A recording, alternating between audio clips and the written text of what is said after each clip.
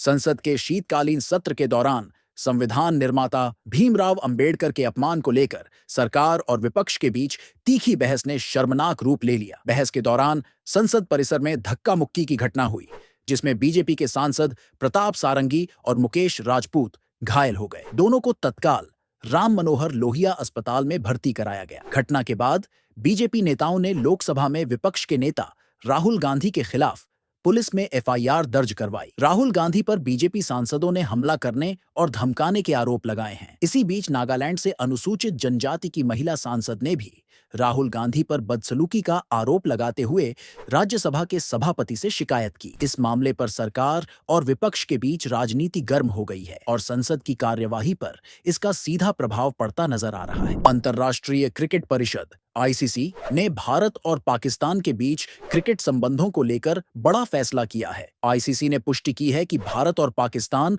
साल 2027 तक एक दूसरे के घर में कोई क्रिकेट मैच नहीं खेलेंगे। पाकिस्तान में अगले साल होने वाली आईसीसी चैंपियन ट्रॉफी का विवाद अब सुलझ गया है। यह टूर्नामेंट हाइब्रिड मॉडल पर आयोजित किया जाएगा, जिसमें भारत अपने मैच दुबई या श्रीलंका में खेलेगा। इसके अलावा 2028 में होने वाले महिला T20 विश्व कप की मेजबानी भी पाकिस्तान के पास है, जिसे हाइब्रिड मॉडल पर आयोजित करने की योजना बनाई गई है। राजस्थान के जयपुर में एक दर्दनाक हादसा हुआ, जब एक सीएनजी टैंकर में अचानक आग लगने से 4 लोगों की मौत हो गई और कई लोग गंभीर रूप से घायल हो गए। घायलों को नजदीकी अस्पताल में भर्ती कराया गया है। आग इतनी भीषण थी कि इसकी चपेट में आकर कई वाहन जलकर खाक हो गए। सूचना मिलने पर दमकल विभाग और पुलिस की 40 गाड़ियां मौके पर पहुंची और काफी प्रयासों के बाद आग पर काबू पाया गया। राज्य के मुख्यमंत्री भजनलाल शर्मा ने इस हादसे पर गहरा शोक व्यक्त किया और मृतकों के परिवारों को सांत्वना दी। मुख्यमंत्री ने अस्पताल जाकर घायलों का हालचाल लिया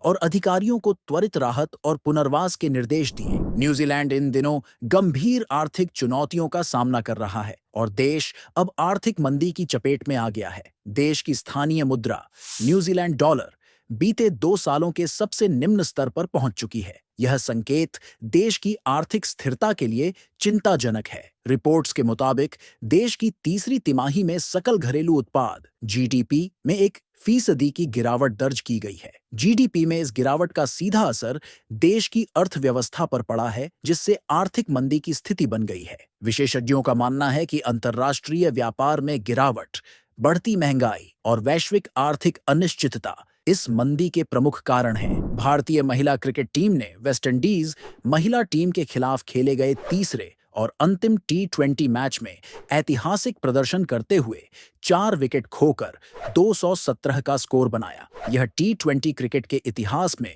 भारतीय महिला टीम का अब तक का सबसे बड़ा स्कोर है। पहले बल्लेबाजी करते हुए भारत ने वेस्टइंडीज के सामने 218 रनों का विशाल लक्ष्य रखा। जवाब में वेस्टइंडीज की टीम 20 ओवरों में 9 विकेट खोकर सिर्फ 157 रन ही बना सकी। भारत ने इस मुकाबले को 60 रनों से जीतकर सीरीज 2-1 से अपने नाम कर ली। मैन ऑफ द मैच रही कप्तान स्मृति मंधाना ने 47 गेंदों में 77 रनों की शानदार पारी खेली, जिसमें 13 चौके और 1 छक्का शामिल था। उत्तर प्रदेश के मेरठ में कथावाचक पंडित प्रदीप मिश्रा की कथा के दौरान एक भीषण भगदड़ मच गई। इस हादसे में कई महिलाएं घायल हो गईं, जिन्हें इलाज के लिए नजदीकी अस्पताल में भर्ती कराया गया। जानकारी के अनुसार यह घटना कथा स्थल के प्रवेश द्वार पर हुई अव्यवस्था के कारण घटी। बड़ी संख्या में लोग कथावाचक की कथा सुनने के लिए जमा हुए थे, जिससे भगदड़ मच गई। स्थानीय पुलिस और प्रशासन मौके पर पहुंचने के बाद भी स्थिति को सही तरीके से संभालने में विफल रहे।